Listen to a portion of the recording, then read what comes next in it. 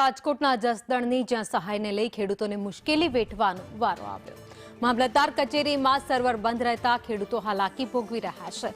7/12નો ઉતારો કઢાવવા માટે ગયેલા ખેડૂતોને કલાકો સુધી લાઇનમાં ઉભા રહેવાનો વારો આવ્યો છે। છેલ્લા 2 દિવસથી ખેડૂતો કચેરીના ધક્કા ખાઈ રહ્યા છે। સર્વર લગભગ કાલનું અને આજનું 2 દિવસથી એટલું ધીમી ગતિ હાલે છે ને કે કાલની તારીખમાં 6 થી 7 જણાના દાખલા નીકળ્યા હતા 7/12માં અને અત્યારે સવારથી શરૂ કર્યું છે ને 2-3 જણાના જ નીકળ્યા છે હજી એટલું સર્વર ડાઉન હાલે છે।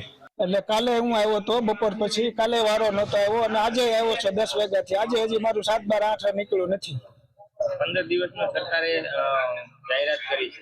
આ તો એમાં મારે સરકારને કહેવાનું કે 15 દિવસનો ટાઈમ આપ્યો છે પણ હજી એમાં ટાઈમમાં વધારો કરે।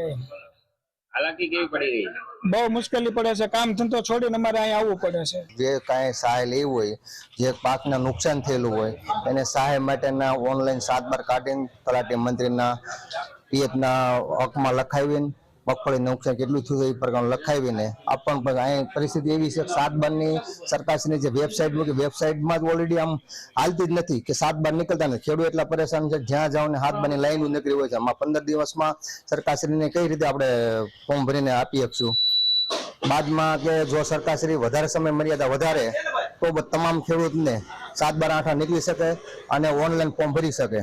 કમોસમી વરસાદને લઈને જે ખેડૂતોને જે સરકાર દ્વારા પેકેજ જાહેર કરવામાં આવ્યું છે, ત્યારે જે પેકેજ જાહેર થતાની સાથે જ ખેડૂતો છે 7/12 અને 8 કઢવા પહોંચ્યા છે મામલતદાર ઓફિસની ખાતે।